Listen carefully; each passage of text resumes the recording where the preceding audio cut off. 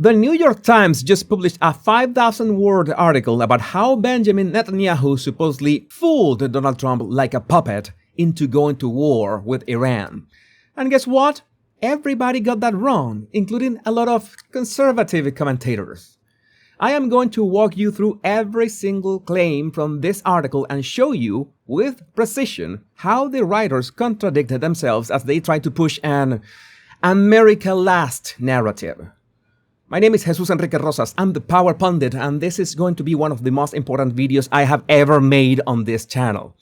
I'm going to talk about the two authors selling a book with this article, how the article's own reporting disproves its own headline, the European intelligence that the writers conveniently left out, the conservative commentators using this as ammunition, J.D. Vance's actual stance on the Iran war, why the White House has not made any comments about this, and for my Iranian friends, what this war really means for regime change in Iran. Let's get down to it. First, let me tell you who wrote this article. Jonathan Swan and Maggie Haberman, two White House reporters for the New York Times. And they are about to release a book. The book is called Regime Change Inside the Imperial Presidency of Donald Trump. This article is an excerpt from that book, which means that every single detail, every dramatic scene, every piece of juicy dialogue in this article is also a sales pitch. The more explosive the story sounds, the more copies they sell. That is publishing 101. That is how the book industry works. Now, does that mean everything in the article is a lie? No. But it means you should read it the way you read a movie trailer. They picked the most dramatic moments, arranged them in the most dramatic order, and left out anything that would make the story less dramatic. Keep that in mind, because that is going to be important in a minute. Now, let me do something that almost nobody online is doing right now. Let me take this article at face value. Let me steelman it completely. Let's say Trump is controlled by Israel. Let's say that Benjamin Netanyahu walked into the White House Situation Room on February 11th, gave a 1-hour presentation, and fooled the President of the United States into starting a war. Let's say Trump is Bibi's puppet. Let's accept the whole thing. Why not? Now, let me read you what the article actually says happened. According to Swan and Haberman's own reporting, the very next day, on February 12th, American intelligence officials broke down Netanyahu's presentation into 4 parts. Part 1, kill the Ayatollah. Part 2, destroy Iran's military capability. Part 3, a popular uprising inside Iran. And Part 4, regime change with a new secular leader. And the American intelligence community said parts 1 and 2 were achievable. But parts 3 and 4? The CIA director, John Ratcliffe, used one word to describe them: farcical. And then Marco Rubio jumped in and said, and I quote, "In other words, it's BS." Now, what did Trump do? Did the puppet nod along and accept Netanyahu's entire plan? No. Trump dismissed parts 3 and 4. He said regime change would be their problem, and he focused only on the objectives that his own intelligence community confirmed were achievable. That is in the article. The writers put that in their own piece. So, let me get this straight. Netanyahu walks in, gives a big pitch. Trump's team immediately calls half of it nonsense. Trump agrees with his own team, throws out the nonsense, and keeps only the achievable military objectives. And somehow the headline is that Netanyahu fooled Trump? That doesn't add up. And it does not add up because it is not what happened. What happened, according to the article's own reporting, is that Trump used Netanyahu's intelligence the way any president would use any ally's intelligence. He took what was useful. He rejected what was fantasy. And he made his own decision based on American assessments. And then look at the final meeting on February 26th. The article describes Trump going around the table and asking every single person for their opinion. Vance said He thought it was a bad idea. Rubio said only go if the goal is to destroy the missile program, not regime change. General Keynes laid out the risks. Ratcliffe presented the intelligence. And Trump's final statement? He said they had to make sure Iran could not have a nuclear weapon and could not shoot missiles at anybody. And guess what? That is the exact same thing Trump and Rubio have been saying publicly for months. The article confirms the official position. It does not contradict it. Now let me show you what the article left out. And this is the part that should make you angry. The article presents Netanyahu's February 11 briefing as if it was the moment Trump first learned that Iran was a real threat. As if Mossad walked in and opened Trump's eyes for the first time. But in December 2025, 2 full months before that meeting, the Italian Institute for International Political Studies, known as ISPI, published a report based on their own sources inside Tehran. And that report said that Iran's supreme leader, Ayatollah Khamenei, had authorized the development of compact nuclear warheads for ballistic missiles back in October 2025. October, 3 months before Netanyahu's presentation. ISPI is not Mossad. ISPI is not Israeli intelligence. ISPI is an Italian think tank with independent sources inside Iran. And they reported that Khamenei reversed years of restraint on nuclear weapons development because the June 2025 war showed Iran that its defenses were useless. And now that we are talking about this, I can hear you say, but wait, didn't the United States already destroy Iran's nuclear sites back in June 2025? Well, yes and no. The June 2025 strikes damaged the facilities, the buildings, the centrifuges that were above ground and killed a lot of the scientists running the program. But here's what most people do not understand. Iran buried its most important enrichment site, Fordow, deep inside a mountain. And only the United States has the massive ordnance penetrator, a 30,000-pound bomb they call the bunker buster. And the US dropped one on Fordow. And satellite images showed 6 massive craters and ash covering the entire mountainside. And even that did not confirm the destruction of the underground facility. So the mountain held. Iran's stockpile of almost 900 pounds of enriched uranium stored in tunnels and hardened sites across the country survived. Which means that Iran could resume enrichment in a matter of months. The Pentagon's own classified assessment said the strikes set the program back maybe a few months, not years. So the June strikes just slowed the program, and that is exactly why Trump had to act again in February. But I digress. I was talking about Europe. Europe already having information about Khamenei ordering nuclear warheads. Now, do you think American intelligence did not have this same information? Do you think the CIA, with the largest intelligence budget in the history of the world, did not know what an Italian think tank knew from open sources? Of course they knew. Trump's decision was not based on one PowerPoint from Netanyahu. Trump had months of independent intelligence from multiple countries showing that Iran was racing towards nuclear weapons. The article pretends that intelligence does not exist because, well, including it would destroy the puppet narrative. Remember, they need to sell books. Now let me talk about J.D. Vance, because the article works very hard to turn Vance into the hero of this story, the brave anti-war voice standing alone against the hawks. And look, 2 things can be true at the same time.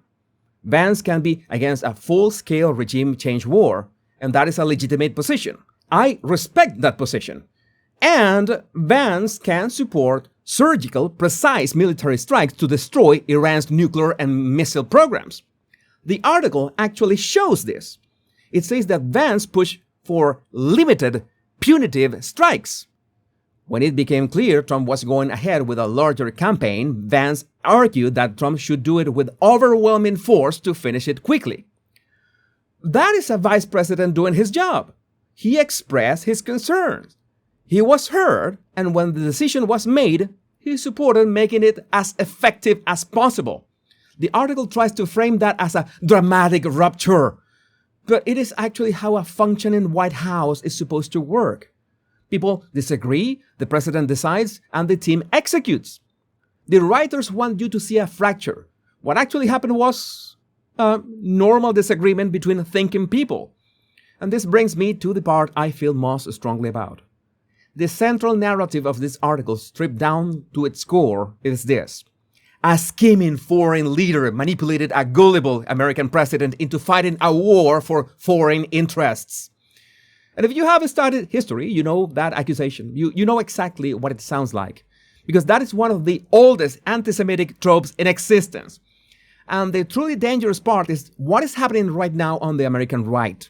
You have Benny Johnson, a man with 6 million subscribers, calling for Netanyahu to be banned from the White House.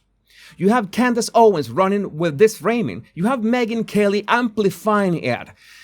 And don't get me started with Tucker Carlson. And where did they get the ammunition from? From the New York Times, a hard left outlet that conservatives have not trusted for decades.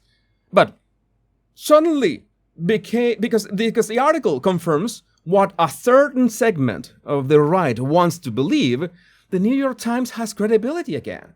Suddenly, Maggie Haberman is a reliable source. So think about that for a second. The same people who have called the New York Times fake news for years are now sharing a New York Times article as gospel truth because it lets them blame the Jews. Which brings us to another problem, the sourcing. This article reconstructs private situation room conversations, word for word. It describes seating arrangements. It quotes exact dialogue from meetings that the article itself says were kept deliberately small, and I quote, to guard against leaks. So someone in that tiny room with the highest security clearances in the country leaked blow-by-blow dialogue to 2 reporters who are about to sell a book. And you are supposed to trust that every quote is accurate, every detail is precise, and nobody shaped the story to serve their own interests. I am not saying the article is all lies. I am saying the sources requires the same skepticism you would apply to any anonymous source with an agenda. And the agenda is obvious. It is on the cover of the book. And I already know that some people are going to say, well, if the article is fake, why hasn't the White House come out and disproven it? My brother in Christ, do you think the White House of the United States needs to address every single crazy grifting theory published by 2 reporters trying to sell a book instead of, I don't know, doing their actual job? Running a war? Think about that for 1 second. If the White House came out and denied every detail, they would be confirming which details are real and which ones are not. That is an operational security problem. You do not correct the enemy's homework for them. And honestly, if Iran reads this article and things are fractured inside the White House, that J.D. Vance is fighting with Trump, that the administration is divided, good. Let them think that. Let them think they have the upper hand. They do not have the upper hand. The United States military already chopped off all their limbs. But if a New York Times article makes Iran feel confident enough to come to the negotiating table thinking they have leverage, that helps Trump, not Iran. The White House's silence is not confirmation. The White House's silence is a strategy. And if you have been watching this channel, you already know that. Because I have explained video by video, step by step, exactly why Donald Trump decided to act on Iran. Not because Netanyahu told him to, but because the intelligence, the timeline, and the threat demanded it. And before I close, I want to talk directly to my Iranian friends watching this, because I know some of you are frustrated. I know some of you are thinking, if regime change was never on the table, then what was the point? I understand that frustration. I understand it because I felt it myself. I am Venezuelan. I watched Chavez and Maduro destroy my country for 26 years.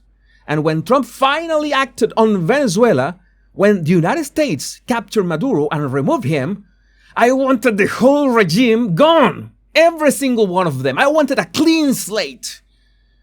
But I had to sit with something I had said myself on this very channel, across many videos.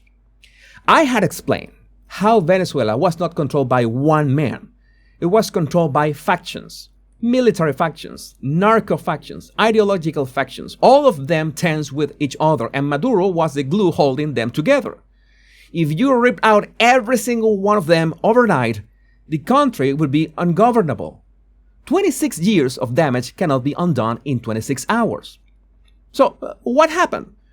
They kept Delcy Rodriguez, a woman who used to hold anti-American rallies, and they pointed a gun at her head, metaphorically, and said, "Here's your course of action." And slowly she started cooperating. She has been heard thanking the United States in public gatherings now. The American embassy in Venezuela opened again for the first time in 7 years. That is the playbook. And Iran is the same playbook, but on hard mode. Because Iran was not 26 years of socialism. Iran was 47 years of religious zealotry. And the ideological grip of the Ayatollah's regime makes Hugo Chavez look like a moderate. So, yes, the article is right that regime change was not a guaranteed objective. And Trump was smart not to make it one, because the first step was always the same. Crush the immediate emergency, which was Iran's nuclear program. A program that we now know could have produced warheads capable of reaching London.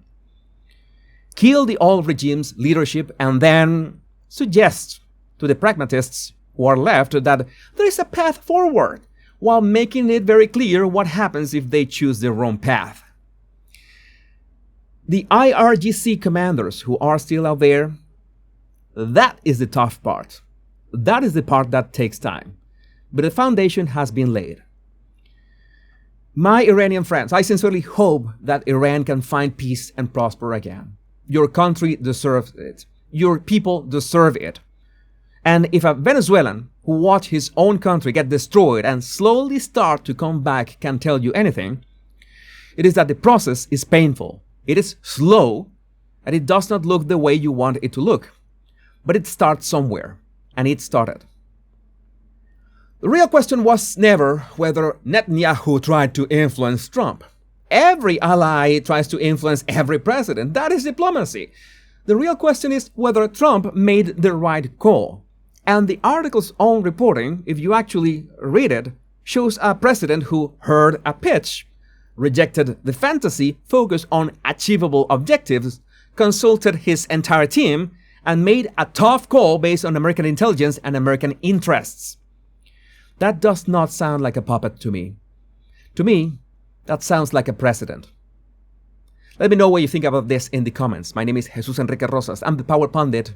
Much love and bliss.